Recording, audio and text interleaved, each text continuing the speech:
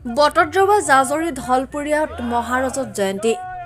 বটদ্ৰৱা জাজৰি ঢলপুৰীয়া যুৱ সংঘ অনন্ত পুথিভঁৰাল আৰু সামূহিক কেন্দ্ৰৰ মহাৰজত জয়ন্তী উদযাপন আজিৰে পৰা ৩দিনীয়া বৰ্ণাঢ্য কাৰ্যসূচী আৰম্ভ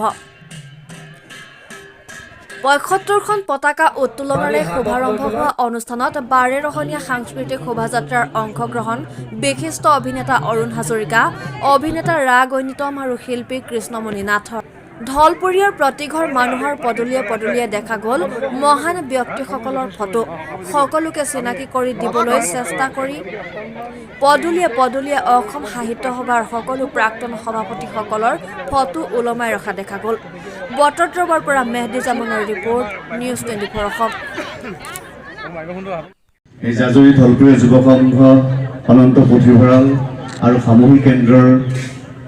মহাৰজত জয়ন্তী উৎসৱ উদযাপন সমিতিৰ সভাপতি সম্পাদক প্ৰমুখে কৰ্মকৰ্তা বিষয়ববীয়া আটাইলৈ মই পোনপ্ৰথমে ধন্যবাদ জ্ঞাপন কৰিছোঁ শুভেচ্ছা জ্ঞাপন কৰিছোঁ লগতে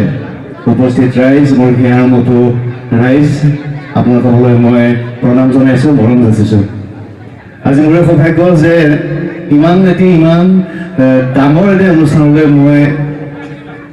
নিমন্ত্ৰণ পাইছোঁ আৰু সেই নিমন্ত্ৰণ ৰক্ষা কৰি মই আহিবলৈ সক্ষম হৈছোঁ তাৰ কাৰণে সকলোৰে লগতে মিন্টুলৈ ধন্যবাদ জনাইছোঁ আৰু আমাৰ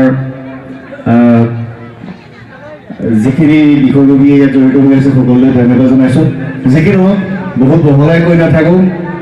সঁচাকৈ এটি বৰ সুন্দৰ অনুষ্ঠান খুব ভাল লগা অনুষ্ঠান আৰু আটাইতকৈ ডাঙৰ কথা খুব ভাল লাগিছে কি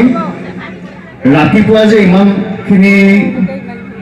ৰাইজ সমবেত হৈছে সেইটো সঁচাকৈ বহুত ডাঙৰ কথা পুৱাৰ শীতক নেওচি কুঁৱলীক নেওচি যিসকল দূৰৰ পৰা আহিছে জানিছে ৰাস্তাত বিৰাট কুঁৱলী মই গুৱাহাটীৰ পৰা আহিছোঁ ৮ বজাত বেবেজীয়া পাই গৈছোহি আহি পাব লাগে মই ২ ঘণ্টাত মোৰ লাগিছে ২.৫ ঘণ্টামান কুঁৱলী ৰাস্তা বিৰাট কুঁৱলী তথাপি মই ৮ বজাত আহি বেবেজীয়াৰ পৰা মই ফোন কৰিছোঁ যে কিমান আগবাঢ়িছে তেতিয়া মিন্টুৱে কৈছে আমি সকলো গোট খালোঁ মইতো আচৰিত খুব কম জেগাত দেখা যায় যে ইমান সোনকালে এনেকৈ ৰাইজ সমবেত হোৱা ইয়াৰ আচল উদ্দেশ্যটো কি আচল লক্ষ্যটো হৈছে আমি বুজি পাইছোঁ আমি জানিব পাৰিছোঁ আমি দেখিবলৈ পাইছোঁ যে অনুষ্ঠানটিৰ প্ৰতি ৰাইজৰ মৰম অনুষ্ঠানটিৰ প্ৰতি ৰাইজৰ মৰম শ্ৰদ্ধা যেতিয়া আগ্ৰহ থাকে তেতিয়া শীত বতাহ বৰষুণ প্ৰাকৃতিক দুৰ্যোগ সকলো নেওচি মানুহে সেই অনুষ্ঠানটিলৈ আগবাঢ়ি আহে